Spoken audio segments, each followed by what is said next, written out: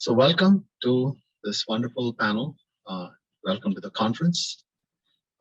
This is Anil Maheshwari from Maharishi International University in Fairfield, Iowa, USA. And we are the home of consciousness-based education for the last 50 years. And this is actually our 50th anniversary, so it's quite fitting that we are holding this conference. And it's also a great joy to bring wonderful educators from around the world to come to create some insights, hopefully one or two insights today about the path to a flourishing humanity. So we face all those challenges, what we call in management grand challenges, climate change and all the way down. And how do we deal with them? So part of the reason we thought of this conference was to create this notion of bringing humanity together through what I call transcendence. So we transcend our narrow fields and think more creatively in ways that are more together. So we were thinking outside the box, and that's why you see people like Dr. Anil Gupta and then Dr. Schmidt-Wilk from MIU. Dr. Anil Gupta will describe a little bit of himself. It's really very much into grass innovations. Professor Sastry, also a great innovator and a great teacher. Isabel, Rimanoczy, a great teacher and innovator of a sustainability mindset. And Dr. Ashish Pandey from IIT Bombay, and also into very much innovating and bringing sustainability into spirituality, into management education. And I'm also very interested in education, so that's why I'm the moderator here. So we would have initial presentations, a few minutes each, which essentially presenting one big idea from everyone. And then we'll use some time to have some melding around of ideas, pulling ideas to come to one insight or two takeaways. Definitely, it's an intentional conference. The idea is to come out with insights.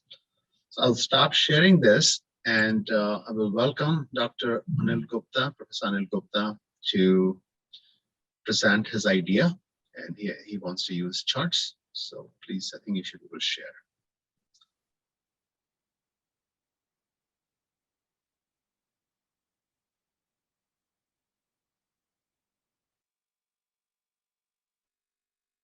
Please unmute yourself, sir. Good evening, friends, and good morning. Pandemic has taught us many lessons. And one of the lessons that it has taught is that when there is a crisis and complexity, we need to have more decentralized, more diverse, and more self-governed approaches. So how do we achieve that, and what has grassroots innovation movement taught us is what I would like to build upon.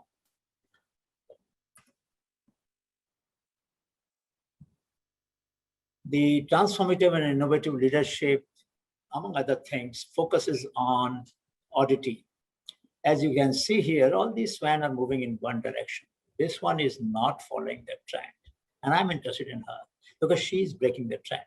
And I for oddity is the first thing that will require, of course, to be sensitive for that difference, because we are so used to following the trends and consensus. So that is the first principle for transformative and innovative leadership. How did Honeybee Network capture that sense of oddity? And many times we call it a network of oddballs. You have a nameless, faceless person coming in contact with the network, gets an identity. So the network gives voice, visibility, and velocity. Voice, visibility, and velocity to the creative and innovative people in the formal and informal sector. That's what Honeybee Network has been doing. And what I'm trying to do today is to change the context so that the content of management education, and for that matter leadership, changes. So what we do, we have been pursuing Shodhyatra, learning walks all around the world, all around the country. In summer, we go to hot places, winter, we go to cold places, in autumn, we go to Himalaya. And incidentally, some years ago, the students said that, look, the conventional Shodhyatras of Honeybee Network did not match with their term break. So why don't we have a course on Shodhyatra? So we have a course which is very difficult to enter into.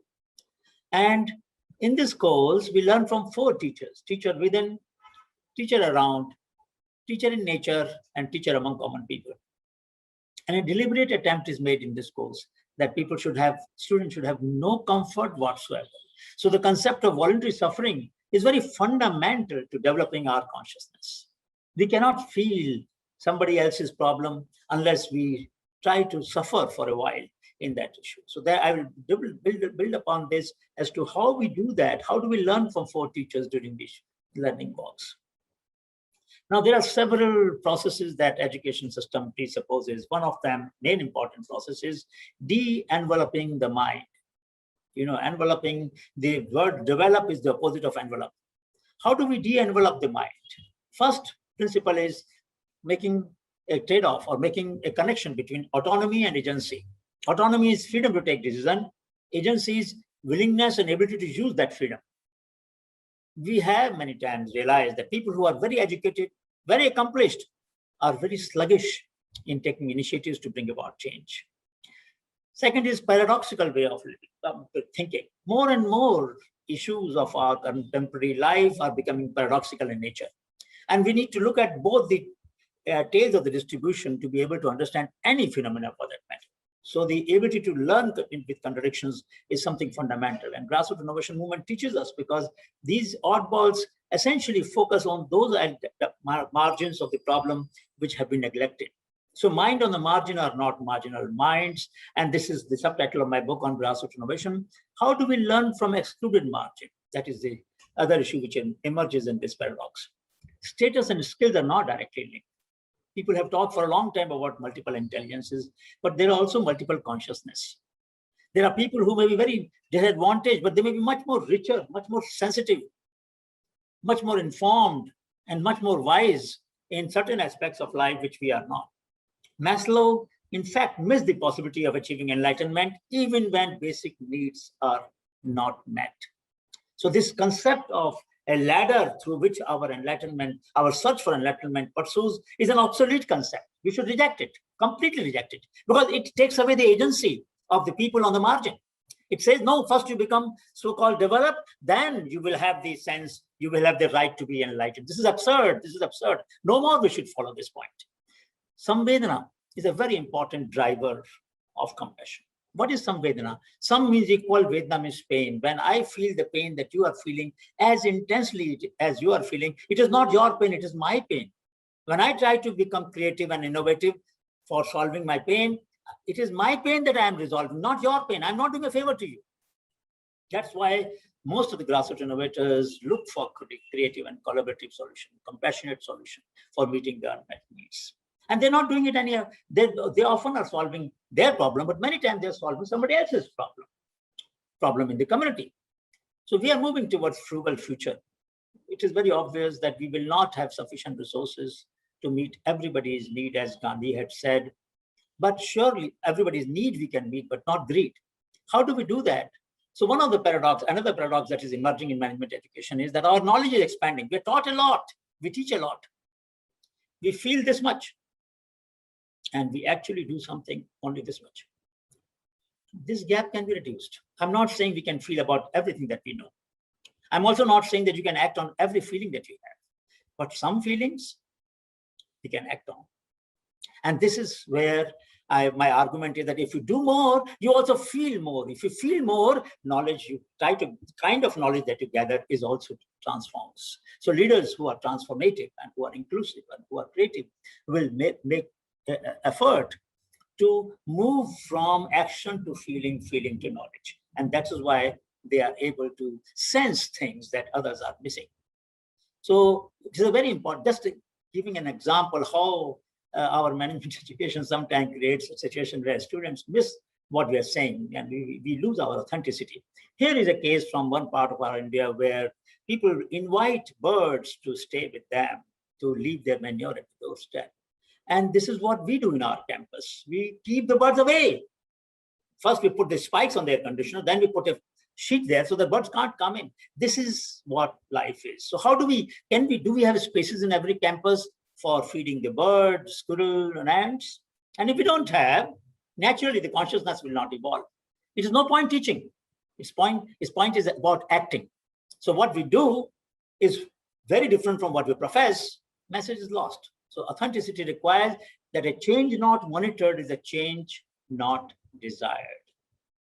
How do we monitor? So look at this girl. In 8th class, she found that the walker did not have adjustable leg. So she sent 2 lines. Can the front leg of the walker become adjustable? And here it is. Our team in NIF and Honeybee Network made this walker possible. So when you come down, the front legs are taller. When you go up, the front legs are shorter. It has been licensed to several companies. They manufacture it. Europe and USA do not have such a walker. It's a universal solution. Developed by whom? A little girl of 8th class in Patna, whose father's total income was not as much as she got the signing fee. So now she is one of the youngest entrepreneurs. This is possible because she felt the pain of her grandfather, who was not able to use conventional walker on the steps. Another example, just brief. These kids from Muzaffarnagar, from different parts of the country, felt the same problem that many of us face. We sit long time before the computer. Our posture is not correct. We either stoop low or we do something, and therefore we have pain in the back.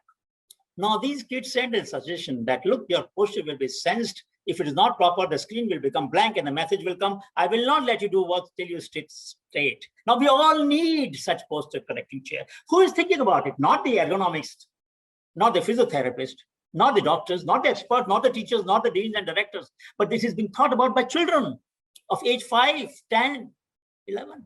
That's what the consciousness is all about. It is now no linkage with education status that you have. It's about the consciousness. How do you feel about the problems of the people? We have been focusing on network. You know, spider's web have this very feeble, fragile thread. As a network, it can withstand the storms. So we have tried to link the place. The Sastry was set up in 93. Honeybee Network was set up in 87, 88. And GAN was set up in 97 to link innovation, investment, enterprise. The transaction cost of all the 3 are very high. For grassroots innovators, they can't meet all the 3. They can't converge all the 3. They need investment, they need enterprise, and somebody has to bring them. And I'm sure Trilochan will bring out how he has done marvelous work in his field work to connect these in a very practical and operational manner. So what are we talking about? We're talking about learning, leveraging, linking, and legitimizing. National Innovation Foundation is a part of Department of Science and Technology now. So we could do all the 4. Why? Because of this samvedana, because of the empathy, because of the connection between the minds on the margin and the mainstream mind. And they were connected. They were connected in a manner that they could see each other's viewpoint and they could recognize that they have to learn from each other. So be a bee, cross-pollinate. Don't keep all the honey with yourself. Feedback. And if any benefit is generated, share. Search, spread, and celebrate innovations and sense the unmet need. This is what our students need to learn. Each student has to identify unmet needs and work towards them. Even if they fail, doesn't matter, but at least they would have broken the ice. So let me close by saying creativity counts, knowledge matters, innovations transform, and incentives inspire, but not just the material incentive, also the non-material incentives. And in fact, non-material incentives are often more meaningful, not just individual incentives, but the group incentives. Thank you so much. Thank you, sir. That's wonderful. Be the bee. And, you know, I wanted to just share this. I asked somebody who earned a Vidya Vachaspati degree from Sankaracharya Sringeri. I said, what's the one thing I can tell the college teachers, not even the students? He said, Sukharti cannot be Vidyarthi, Vidyarthi cannot be Sukharti. Which is kind of similar to what he's saying. No comforts provided. You just live the way life comes. And then you can learn. All right. Thank you very much. We'll have more very lively discussion. You set the tone so wonderfully, Dr. Gupta. Let's go to Dr. Jane Schmidt-Wilk from MIU. And MIU is the home of consciousness-based education.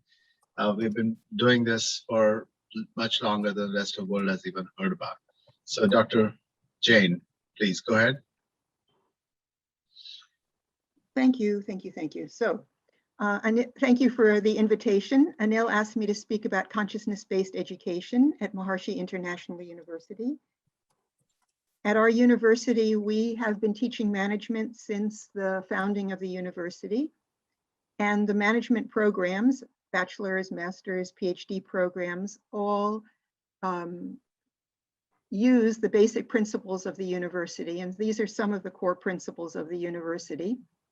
The first is that we recognize that everyone has within an infinite reservoir of creativity, intelligence, energy, and happiness. And our role as an educational institution is to help students awaken this field in their everyday lives, in their own experience, to enrich all aspects of their lives. And the practical technology that we use to do this is that we integrate regular practice of the Transcendental Meditation technique taught by Maharishi Mahesh Yogi and its advanced programs. And this is integrated into our curriculum. We call this system consciousness-based education. Now I'd like to explain this illustration. Education normally focuses on the known, what students are expected to learn. Teachers normally focus on the knowledge that they have studied for so many years and passing that on to a new generation of learners. But that's only one piece of education. There's also a knower or many knowers, the student. And the student needs to be able to connect with that knowledge, whatever the discipline is, and have a process of gaining knowledge to be effective in education, to be an effective student. And so what we see here is that even though education has put a lot of attention on the known, developing better and better textbooks and more knowledge, and lately in the last maybe 10, 20 years, more attention on the processes of teaching and learning, education hasn't traditionally put much attention on the knower. And if the knower is not awake, if the knower is not alert, if the knower is not known to the student, then it's as if Maharishi has said, all the knowledge is baseless. Who is it that is knowing the knowledge? So if I can make that more concrete for you, you can imagine, and I'm sure if you're teachers, you've had this experience, students who might be sleepy or cloudy, their awareness, their consciousness is not awake and alert. So it's difficult for them to absorb new information. They forget easily, they don't understand, they find it harder to make connections between ideas or solve problems. So no matter what we try to do from our side as teachers, the education isn't very effective. Now, on the other hand, we can have consciousness students that are very clear. Their consciousness is very clear, they're very alert, they're very awake, they're eager to learn, and it's easier for them to learn, to understand, to make connections between ideas, to solve problems. They absorb information more easily, and their intuition is more accurate. So this is the importance of the knower, the development of the knower. And I'll give you an example that we're all familiar with. Kepler, Einstein, Newton, they were all exposed to the same sun, planets in the sky that everybody else saw, but they were a little bit more alert and had greater discerning ability and broad comprehension. So they developed new insights into how the functioning of natural law functions that have grown our understanding and have helped human development. The same with the examples that Dr. Gupta gave of these two very creative children creating new innovations. So it's very important that the quality of the awareness of the knower be recognized in education, because this is the basis of determining the usefulness of the knowledge.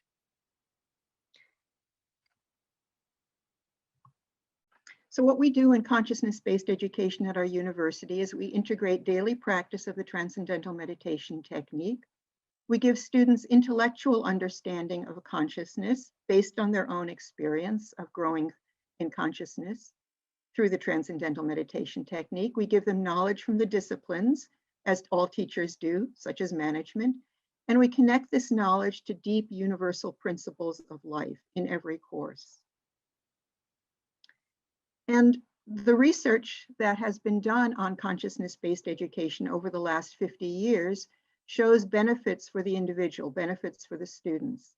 As students repeatedly experience this field of pure consciousness within, the functioning of their nervous system becomes more integrated and efficient, leading to improved attention, intelligence, creativity, and learning at every level of education, and even in adults and the elderly, who one normally expects have graduated from education.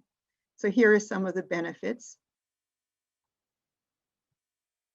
And research also shows benefits for the individual in terms of growing in what are called higher states of consciousness, in which one enjoys a permanent state of fulfillment while also spontaneously benefiting oneself and society. I believe some of the other speakers in this conference will be speaking about that. I wanted to share a few examples that my colleague, Dr. Sue Brown, collected from students that she followed over their studies here. She interviewed 140 students and collected their experiences on surveys. And here are just a few examples. One student wrote, "Especially since I've been here for a couple of years, I notice an underlying silence almost all of the time. I have more inner calm all of the time." Another student wrote, "Some days after a particularly clear meditation, I feel that inner silence and total contentment last even after I have come out of meditation. Whatever I am doing adds more bliss and fulfillment to this contentment." And another, "This experience is a feeling of solidity, self-assuredness, and stability. No matter what you are dealing with physically, emotionally, or mentally, I know that I am still me and I'm right here, right now." And then there was a lovely experience from a student describing the growing quality of consciousness when she had to give a presentation to a class. Maybe it was male, I don't know. "It happens every time, so well to the point that I need not prepare much more than an outline. It's like something inside of me picks the perfect facts, correlations, expressions, words, timing, and perspectives as I go up with total blankness in my mind. When it is over, I am generally shocked by what I spoke with authority and need to go and take notes from what is left newly fresh in my mind. It is very blissful, like handing over the controls. I usually get very high marks for my presentations." I wanted also to share some of my own research. I interviewed top management teams from different companies in Norway, Sweden, and the United Kingdom. And based on compiling all of their experiences and reports from their practices of transcendental meditation, which was included as a program for the top management team, and in some companies it was expanded out to the employees, they reported a wide range of individual benefits. And then they also talked about, at my request, what they noticed in their top management teams. And the next two charts show some correlations between the individual benefits that they experienced and the benefits for the teams. So for example, they reported improved work relations and relations in their family, and greater trust and openness in their team, greater cohesiveness and alignment, greater improved communication skills, greater efficiency. I'll skip the ones about the body and the senses. In terms of a desire and emotions, reduced negative emotions, increased positivity, increased interest in healthful habits, and they noticed fewer arguments in their teams. But on the other hand, they noticed an increased awareness of the company and the needs of the team and the values. As their consultant said to me, this was a group that had been meditating for 3 years. As they have grown, they have seen more possibilities in what they can do with the company, more opportunities. And that comes from the individual greater wakefulness, mental clarity, and improved concentration in daily life. They reported individually better decision-making, analytical skills, organizing ability, and increased ability to reflect.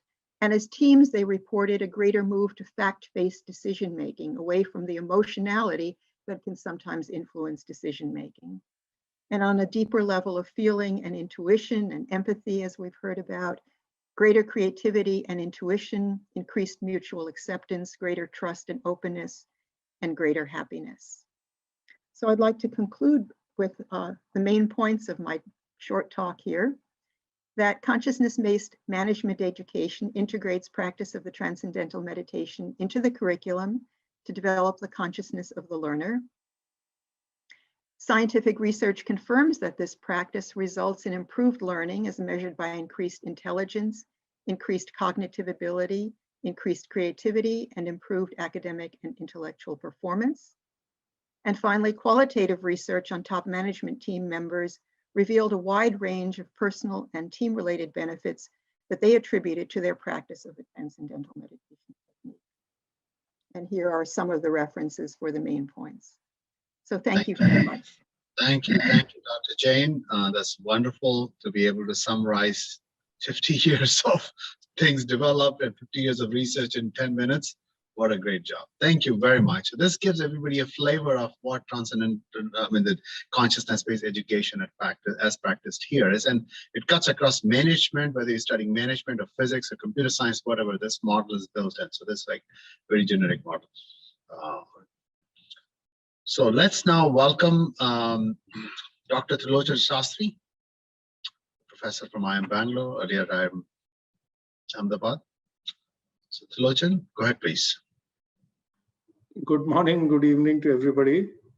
It really shows the openness and humility of Maharishi Institute with their vast research and knowledge that they are inviting people like me who are mere dabblers in this subject.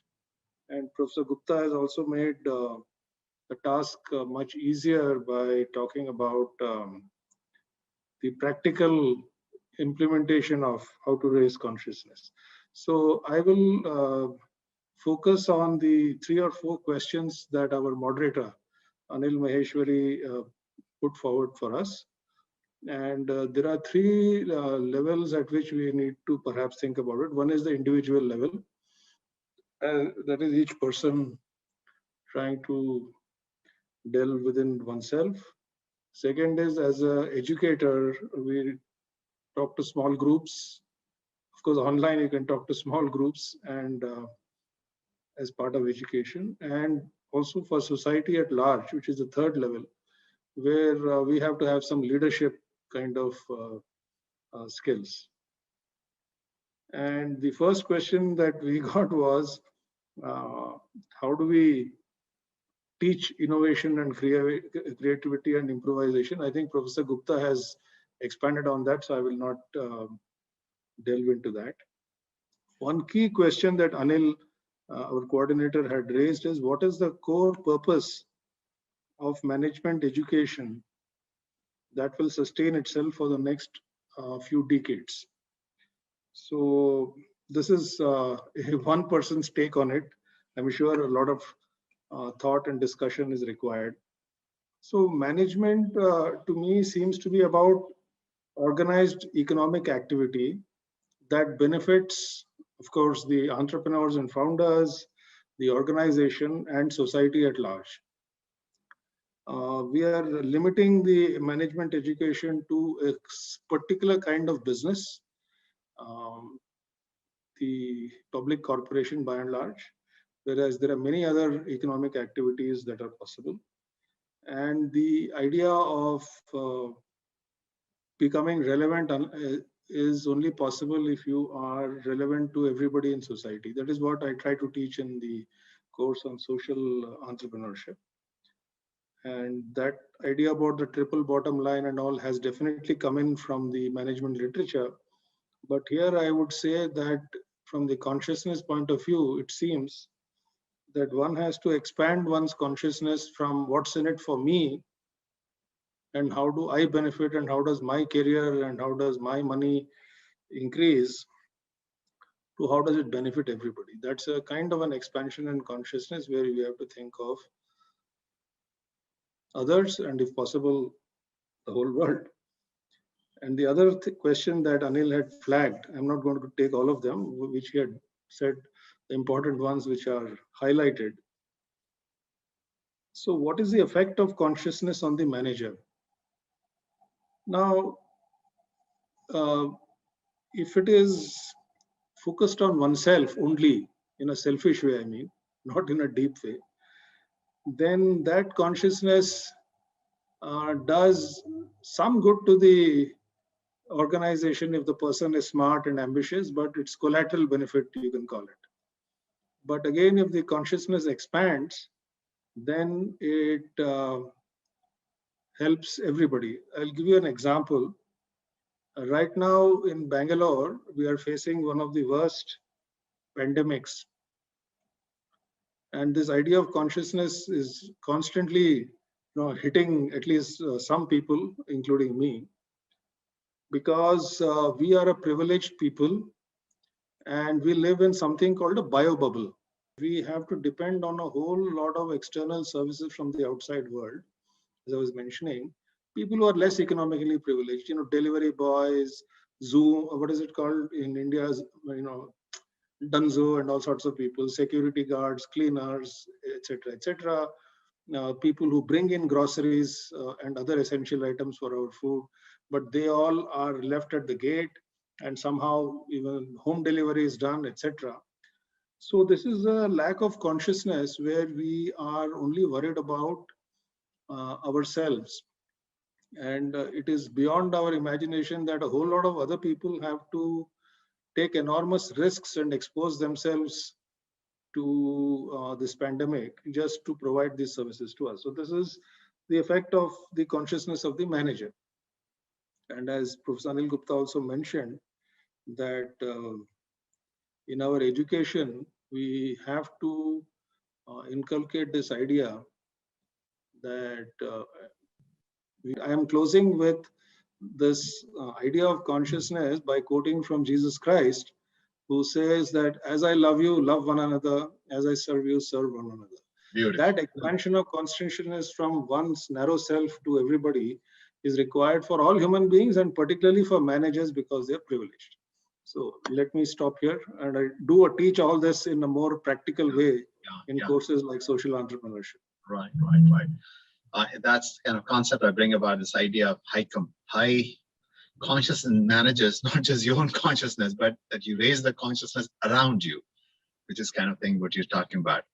Wonderful. Thank you very much. So now let's go to Dr. Isabel Rimanoczy, and she is based in Florida, but I have her charts here, and I'm going to share her charts in a moment. Let's see if I can find it. Yeah. Thank you very much, and I'm very happy to be here. And I have to start sharing that this is the first time that I will do a public presentation about the sustainability mindset indicator. And so I'm very excited, and I'm happy to do it in this setting.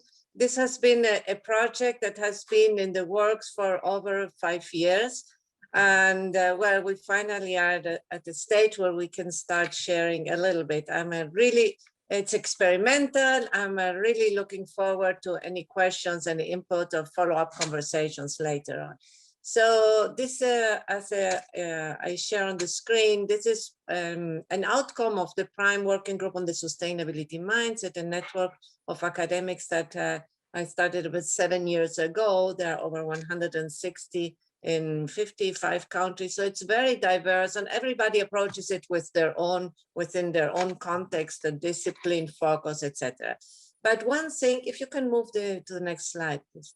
I will address these 4 questions: the what of it, the why does it matter, the how does it work, and the so what, the implications, practical implications.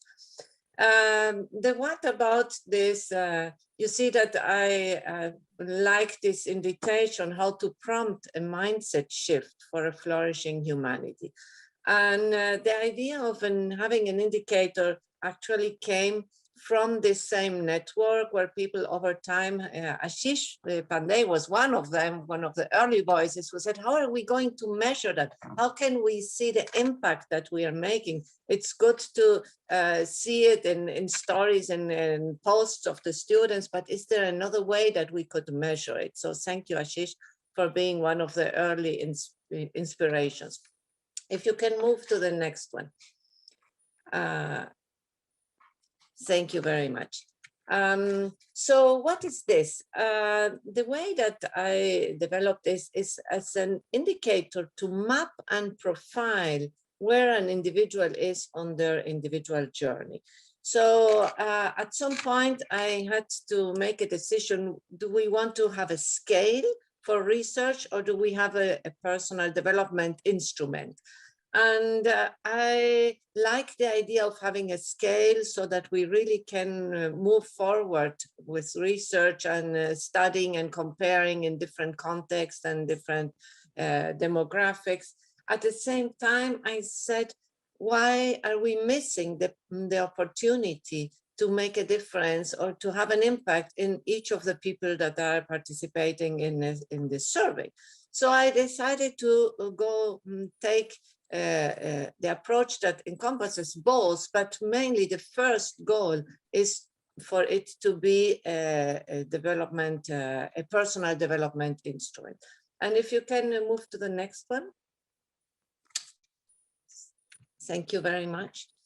The why is this important is, well, you know, since we are interacting and having conversations about how to shift the mindset, I am very excited to see that more and more this has become a focus of attention of colleagues all over the world. So when we started 10 years ago talking about mindset, it is what you mean by that. But now, last week, I was at a conference, a virtual conference that was called Mindshift.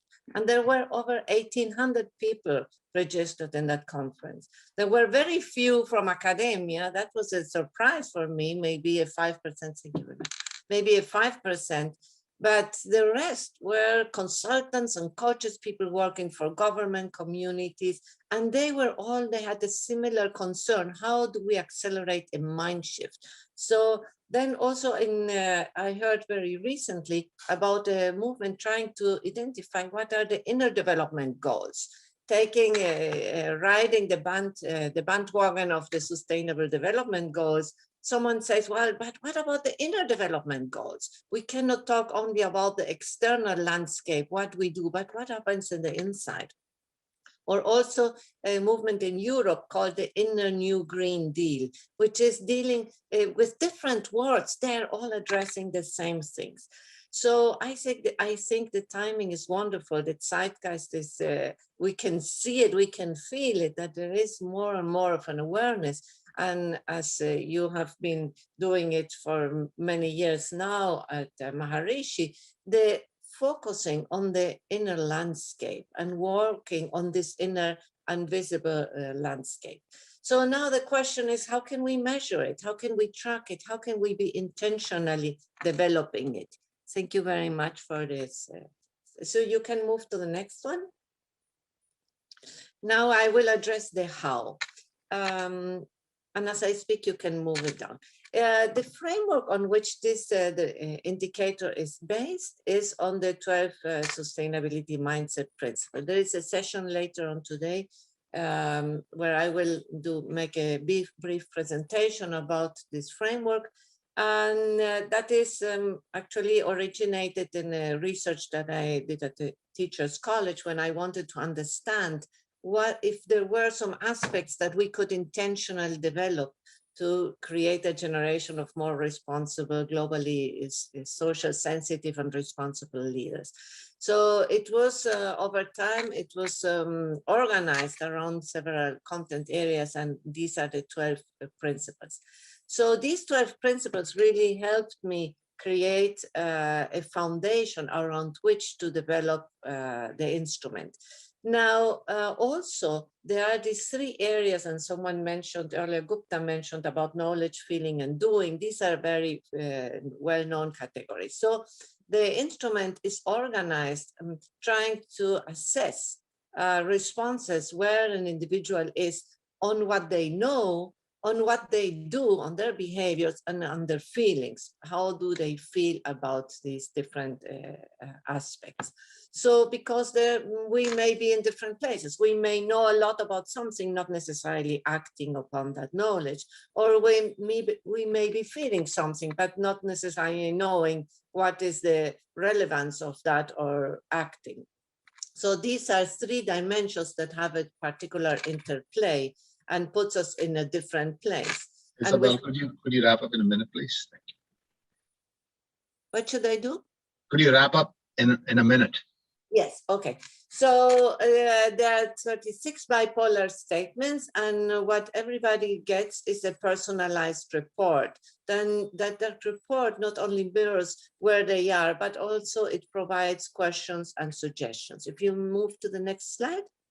So the so what is that it provides an increased self-awareness. It prompts self-awareness. It is based on the theory of intentional change of Richard Boyatzis. So we start to create these intentions about who I want to be, the better self that I want to be. It provides language, and it also helps educators or coaches, providing them guides in how to move their audience, their students along that journey. And one more slide with the contact information. Thank you very much. So I'm doing this with Beate Klingenberg. I think she is in the audience.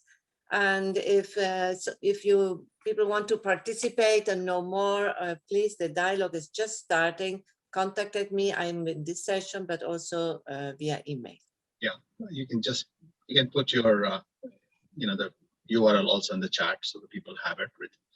Wonderful. Thank you, Isabel. That's such an innovative work about measurements. And now let's bring Dr. Ashish Pandey from IIT Bombay. My hearty compliments to the Maharishi University. Rather humble pronouns to the university and the organizers of this conference. My research has been in the field of spirituality and management. And as a scholar, I have grown up reading the papers of Heaton and and his colleagues. So it's so wonderful to see the university doing, and Jane. So it's so wonderful to see the university is continuously doing, and these scholars who are active for the decades. I must say the transcendental meditation is the most well-researched spiritual practice, at least in the management, if not in general. So really wonderful to be part of this conversation. I will be sharing about my experience and rather our experiments with the introducing yoga-based practices in the in a normal regular MBA curriculum. So if we start with what we really wish for our students, what parents and teachers wish for their youngsters, they wish health, they wish for the youngsters joy, morality, and academic excellence. If we look at the current situation, situation is not very, very pleasant. The number of this, the stress is going up. We are living in a situation where the ethical misbehavior is increasing. Not the big scandals, but the small instances are also increasing. This generation, the youth generation of current time, is least likely to give the highest rating to their health. So we wish at one level health, joy, morality, and academic excellence. At another level, we have the condition which is not at all good, not something which we feel proud about. So with these objectives in mind, we introduce yoga-based practices, that some of these things, many of such challenges can be addressed by introducing yoga-based practices. All these studies, so this is a pedagogy, these are the interventions, educational interventions, but we could study almost all of them systematically as well with the experiment design. So all the studies which I am going to share quickly have two phases. One phase is survey-based study, wherein we look at the theoretical model derived from the positive psychological mechanism and how it is affected by yoga-based practices. And second stage is the experiment design, wherein we look at the impact of yoga-based practices on the experiment group. This first study, we looked at the impact of mindfulness-based training, and these were all 6-week-long interventions. And this model was that mindfulness training enhances the moral reasonings. We all know that moral reasoning assessment is based on the caselets. Qualitative response is converted into quantitative in the 9-step process. We found that compassion and mindfulness practice, even within the 6 weeks, increases the compassion, decreases the egocentric bias, and it results into enhanced moral reasoning.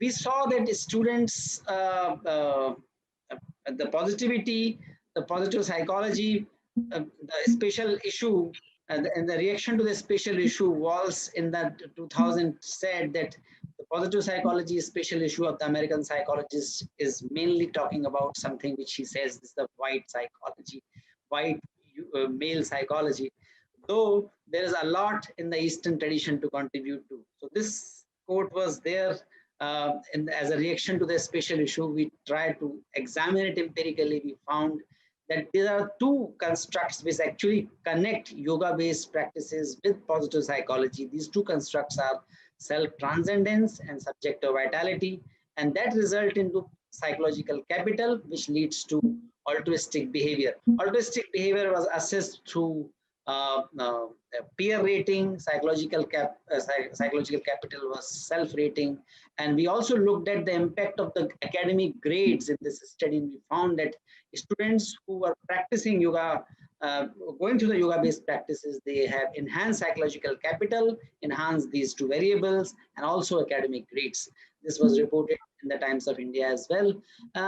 Third and last, I wish to share here is the situation where students' engagement actually goes down as the semester progresses. We wanted to prevent the decline in the student engagement, and our hypothesis was around the multitasking and energy. We thought, based on the literature and our observation, that actually students' energy goes down as the semester progresses because they have to indulge into the multitasking, and they have to take care of the academics, placement related activities, etc. So they have to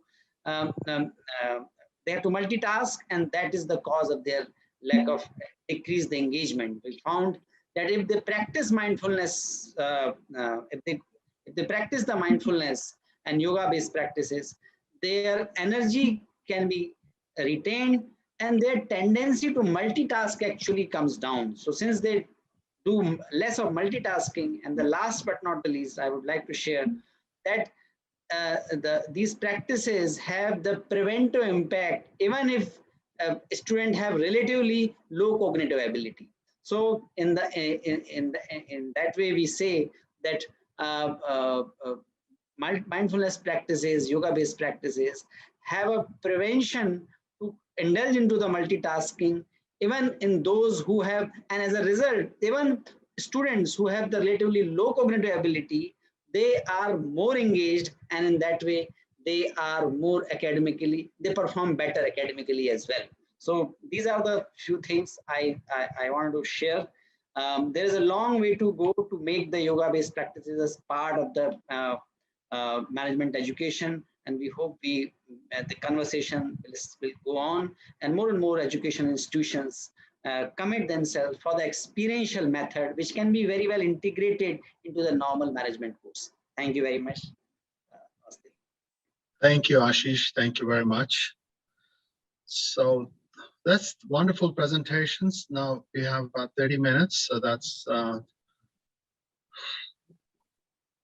so now let's we heard many things. So if I were to summarize into a few things, I think Dr. Gupta and Dr. Sastry spoke about caring for the other. What I think Ashish was talking, altruistic behavior. So Dr. Gupta ended memorably with be the bee, right? Share with others, care for others, samvedna, compassion, and the person, any young person or old, age doesn't matter so long as you can feel. It's age dependent. Then we heard, and Trilochan also talked about very beautifully, as he always does, bringing the common person in the picture. The person was left outside the door, right? We can really begin to see how dramatically sort of absurd the situation is. We care about us, not the person who's bringing the food out there. And then we heard a couple of presentations about practices. So consciousness-based education as practiced at MIU, use TM, start very early and very highly researched. Again, we started early, we believe in it, it works, it's effective, it's been tested not only through self-report, in fact, very little self-report, I guess a lot more about as many standardized measures as we can get, like for creativity and everything else. And then we saw again Ashish talk about yoga-based practices, right? Again, mindfulness and sort of from the Ashtanga yoga elements. So there are some practices that you recommend: contemplative, reflective, meditational, dhyan, etc. And then we have the third element, which is Isabel talking about what to measure, and sort of pull four into three into like three, four different dimensions, what is spiritual, etc. And then the three elements within that, which is affective, cognitive, and action, behavioral. And then sort of leading up to 36. So you're trying to measure a holistic sense of the totality of what might be the right behavior. The question is, how do we come up with what is the commonality in all of these things? They're learned from compassion at any age, at any place, learn from doing inner developmental work, and about measuring. What common things do we see? Let me start one after the other. That's Dr. Gupta, right there. There are three things that are common. One is that voluntary suffering is like a sandstone that sharpens the soul. So just like you sharpen a pencil, when you go to the field, when you work with the people, when you look at their problems, when you say, look, I'm not satisfied writing papers and publishing and rising in my career. I need to make some difference. And that's what led Trilochan to make many, many initiatives, whether it's in terms of political democracy or in terms of the enterprises that he had set up with the communities. All these are spurred by an action, by a spirit of bringing about some change here and now. Not in future, not by policymakers only, not by third party. So that is one. Second thing is that all said and done, we don't do favor to anybody else. He's not done for others. We are not doing for others. We ourselves become more humble, and more we know, more we need to know, because then we realize how little we know. So this also generates humility. And third point, which I think is no less important, which I'm figuring out a little bit from the reflections, that meditation is not just sitting and praying. Meditation is also reflecting on your action. There's a beautiful word in Indian language, Sanskrit, sanskar. Sanskar is nothing but reactions produced in the mind instantaneously after you take actions. Instantaneously. Right when you take an action, the reaction produced in the mind is a sanskar. And that is like a auto feedback, quick feedback, immediate feedback on what we do. So I think there is a check inside us which spurs us. When you don't feel good about yourself, you realize that you have not done something which was expected or which you wanted to do, and you change course. So it's a continuous action learning, action research, action learning process, which is what, to my mind, is a very operational meditation. A meditation by doing things rather than by only reflecting. That's a new term I'm hearing, operational meditation. Okay. Trilochan, can you expand operational meditation? Is that what you do? Please unmute yourself. Well, I'll have to go back to the Gita when I say that he who sees action in no action and no action in action, he is the yogi. So I suppose we'll have to go back and delve into that from the Bhagavad Gita. But coming back to your original question about what is it that is common among everything. Right. Actually, it is the mandate of the Maharishi Institute. What is common is the consciousness. I'm not such a deep delver into this, although one keeps trying. It's the same consciousness in everybody. There's no difference there. At the essence, it's the same. So that is the reason why we develop empathy, because we instinctively realize that it's the same consciousness in the others, so we have empathy. So what is common among all the things, what ties everything together at the very deep and core level is consciousness. And I'll just make one statement, if you'll permit. After participating, talking in endless debates right from school, college days, the great divide between two sets of people comes down to this: consciousness precedes matter, is what most of us believe. or sometimes we say we know. And for the pure materialist, consciousness is a product of matter, various chemical combinations and neurons in the brain, etc., etc. And it is a subjective experience. The sages, saints who have experienced consciousness always take the side that consciousness is the primary. It is far behind and before matter. So that is what, and it is there in everybody. So that is what ties everything together. That's what I would Beautiful. say. Thank you. So that's a good segue. Now let's move to Jane. What you heard, but what's common across that sandstone model, the operational meditation, transcendental meditation, consciousness, everything else you heard, sustainability, what's common? Well, I think Dr. Trilochan has covered it very nicely. It's that we're all looking at consciousness and we're all looking from different perspectives. And our perspectives are always shaped by our own consciousness. And I think that's what, this puzzle about, does consciousness create matter? Does matter create consciousness? It also depends on your perspective. So, but I think what we're getting to today is that we're all agreeing that it's the development of the consciousness of the manager that will help management move forward. And there was an interesting comment in the chat. We should also be looking at this from a global or societal perspective, which I don't think we really have time to address very thoroughly right now. So that was what I would say is the commonality. But if I could also take a moment to correct what I think might be a misunderstanding and share a slide. Do I have the capacity, Vikram, to share my screen? Yes, you should. Yes, you do. Okay. I was showing, I was giving student self-reports and I was presenting my research, which was also qualitative. And that may have given people somehow a misunderstanding that there is no quantitative research on transcendental meditation. There were a couple of questions about that. So I just wanted, I'm not going to go through the whole chart in detail. I'll give you the reference. But here's a couple of tables that summarize research on students practicing transcendental meditation. The first table is at universities other than what we were called before Maharishi University of Management. Research on anxiety, on creativity, on visual performance and perception. And these are all quantitative studies, all published in reputable journals.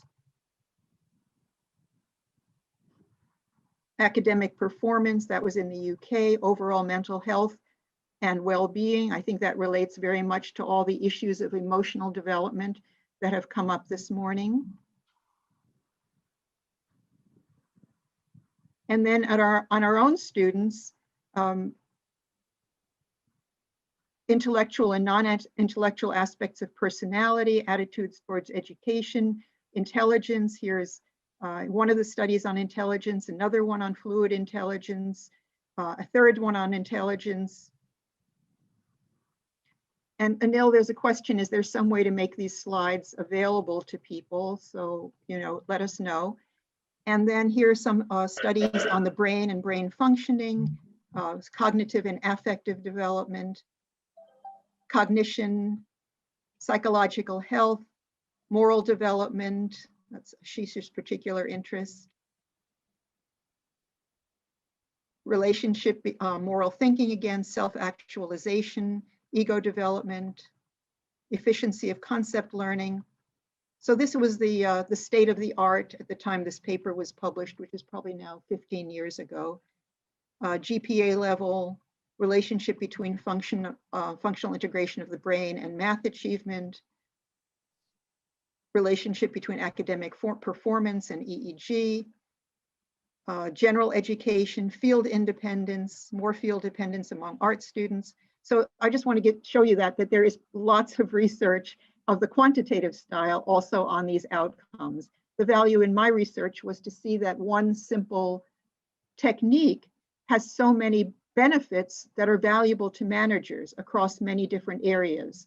And that at the time when I was doing my research was something that was very difficult for, when I would make a presentation, it was very difficult for people to accept. What? Okay, maybe TM can do one of these things, Right. but it could have such a broad range of benefits.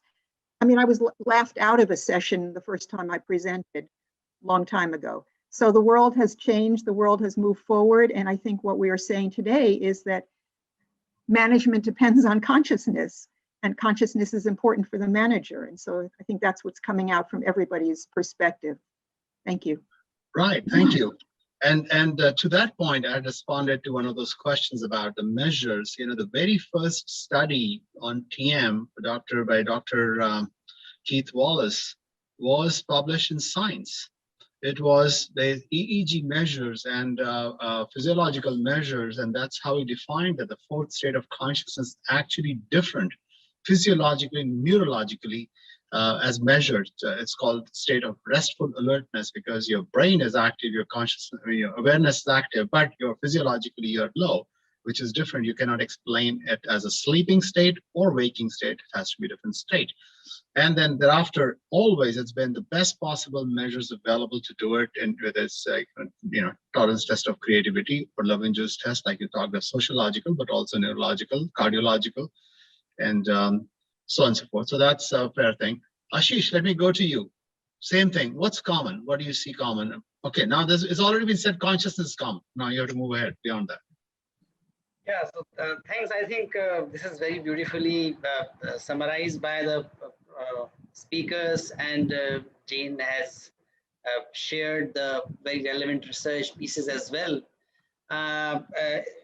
In view of the paucity of time, I would like to share something about the management, why it matters in the management education so much. And I wonder why it doesn't matter, why it has not been the mainstream in the management, because management is the science, or you can say art, or the social science, which is aiming at giving more input with the lesser output. If that is we take the very basic definition of management, you get the best output from the minimal input.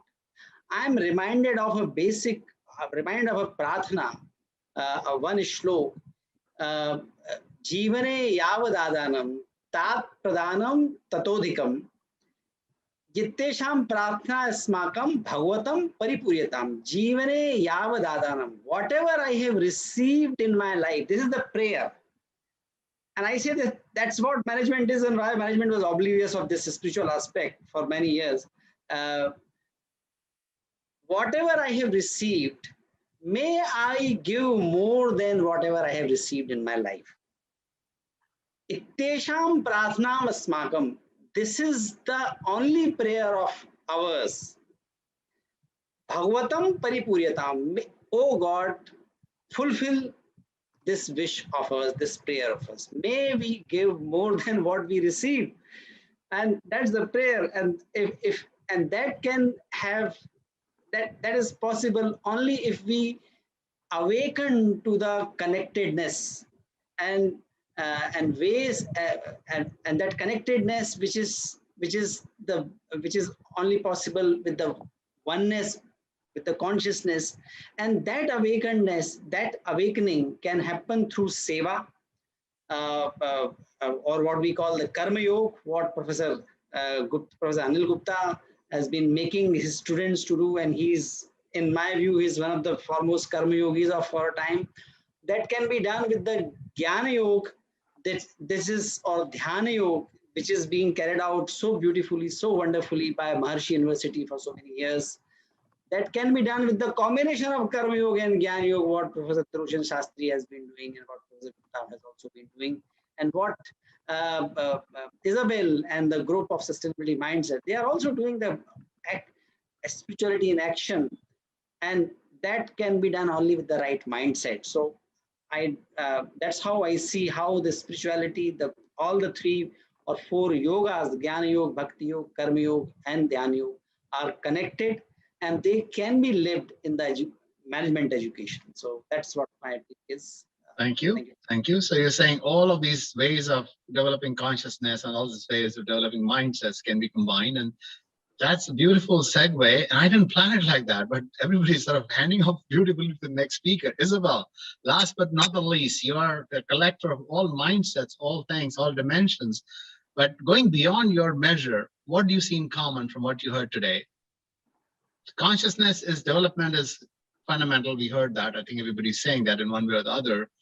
Yeah. whether it's operational meditation or Yes, I saw that when Gupta talked about this inverted pyramid of knowledge, feeling, and doing, I saw this coming up over and over in the different presentations.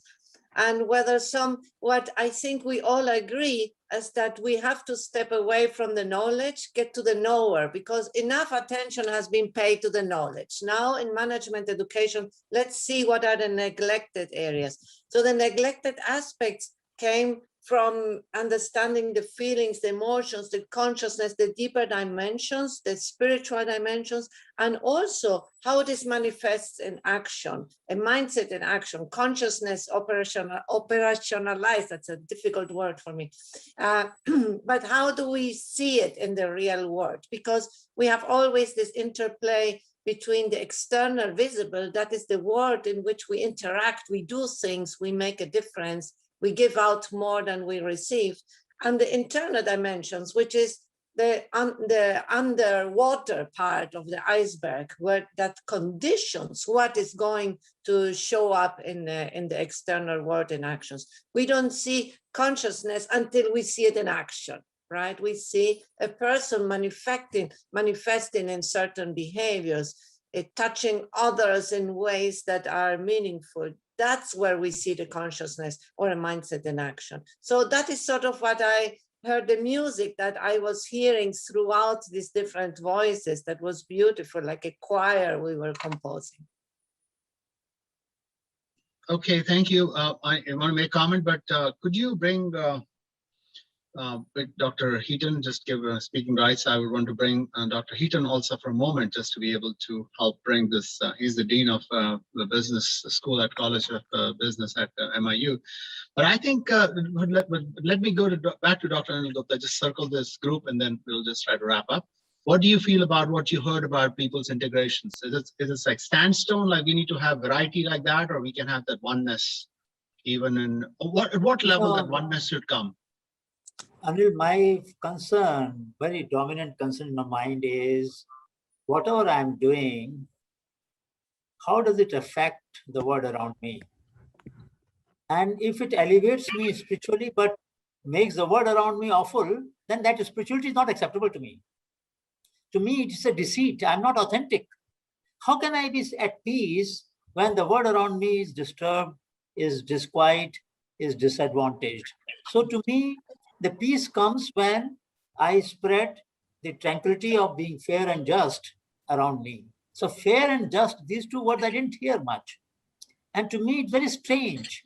How can the world be peaceful? How can there be consciousness which does not erode my sense of quietude, which is assumed, which is contrived, which is not real? I cannot be, my consciousness cannot be at peace if I'm not affected by the injustice, by the unfairness, by the disadvantages around me. So I think we need to debate it a little more. I don't think we have reached a consensus.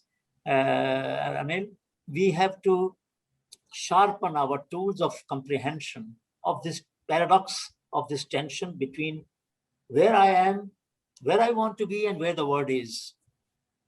Okay. So, yeah, I mean, that's why they're pushing to get to consensus. I don't know, we don't have a consensus, but there's one consensus that consciousness matters. You're saying what kind of consciousness? It has to be authentic. It has to include fairness and justice, and it has to be wholeness. And I'll talk about moment wholeness. But Dr. Heaton, he is also very perceptive, and he's sort of very, very inclusive. And so, what did you hear, Dr. Heaton, and what did you see in common? What could you add to what's been heard? I'm looking at a screen that looks kind of like a tic-tac-toe game, and I can draw a line. Ashish Pandey is in the middle in my picture, and I can draw a line between Anil Gupta and Jane Schmidt-Wilk with Ashish in the middle for some reason. And we have done research which Jane reviewed, a lot of it on individual level of personal change and development of consciousness. And we can argue throughout this conference that this inner development is the basis of making an impact on the world, which is where Dr. Anil Gupta's concerns are. So we can take research on consciousness-based education to that scale of what is the social impact. What is the global impact? How do students actually perform in society? I'd like to see the research expand in that direction to make those connections across all the levels. I also have in my screen myself at the top and Isabel at the bottom of the picture, also the line going through Ashish. And Isabel said that Ashish had recommended scientific research about sustainability mindset and development of an instrument like the sustainability mindset indicator. And I was in a panel with Isabel yesterday in which I raised the question, how can we do research about development and how can we measure sustainability mindset where there may be predictor variables about the inner development and then outcome variables about the behaviors and the impacts. So that's my comment. Okay, thank you. Thank you, Dr. Heaton. Sorry I put you on spot, but you're the. Thanks for the opportunity. Thank you. So yeah, so this is lively. And of course, if we could reach a consensus in 1 hour, this was the greatest 1 hour of my life, at least. But we are very passionate about it. And I have a perspective, this idea, I think, which is kind of coming out, this idea of wholeness. And wholeness at the level of self, wholeness at the level of the consciousness of the teacher. As a management educator, we need to have wholeness within. And I think a lot of what Trilochan was bringing was very spontaneous, this wholeness, that how can I be in an education system, institution getting some food served, or see my students' food being food served with some sort of other people being left outside. So we have a holistic view of the whole world, the world. And then I feel that leads to bliss. So I said, if you help the person develop a sense of wholeness, then their life will be naturally blissful.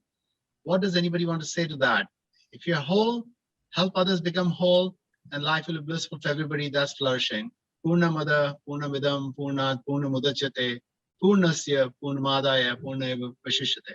Based on wholeness comes wholeness, and essentially when you produce more wholeness, it's not that you are any less whole, but you just produce more wholes. And everybody who's all is against feeling part, you feel like a whole.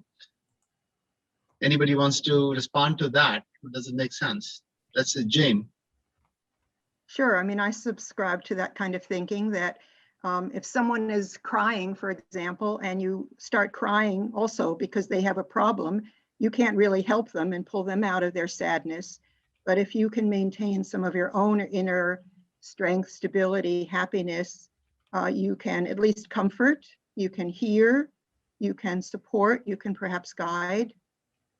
So I think that, and I think very, as Dennis pointed out, we're talking very much here on the individual level, but there's another whole dimension to all of this, which is the value of having institutions like MIU that support the development of the knower. And it's not just in terms of developing individual students who will then go be successful managers and happy in their lives, but it's also that it creates an indomitable influence of coherence in the environment. And this is something I think will be discussed in another session today, right, with Dr. David Orm Johnson. He'll be looking at the effect of groups of people practicing transcendental meditation and advanced programs, the TM City program, together in large groups, and the effect that that has on the environment. And so this is a completely different side of management education, away from the materialistic concerns that management always sees as its goals, make a better manager, be more successful, but also even while you are a student, you are contributing to the improvement of the world around you by participating in these programs. And I think this is a very powerful engine for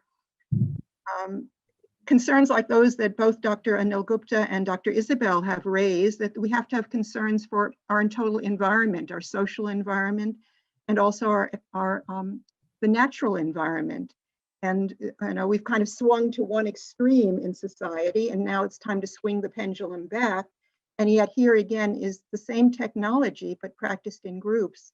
So you'll hear more about that, I think, later in the conference. Is that right, Anil? Absolutely, and my privilege to be moderator there also. I think so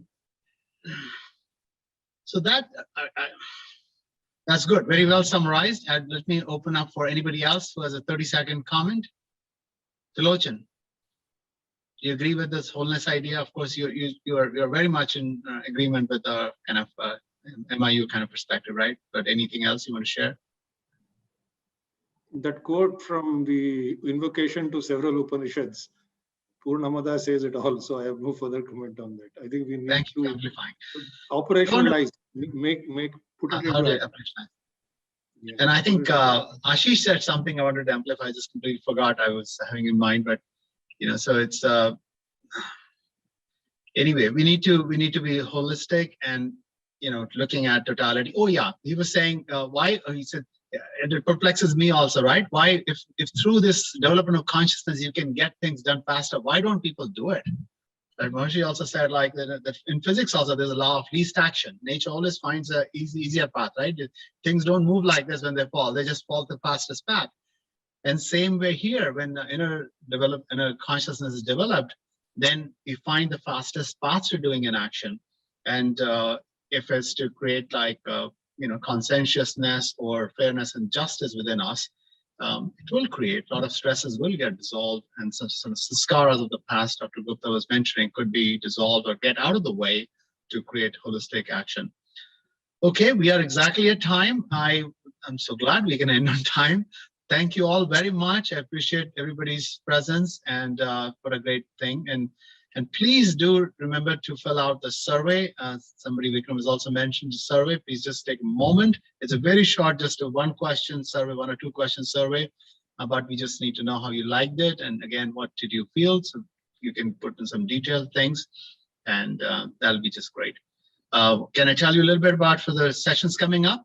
At another an hour and a half, we will another session on the mindset where Isabel will go in some detail about her stuff. But at 3 p.m., we have another keynote address where Dr. Johnson, Dr. Fred Travis, Dr.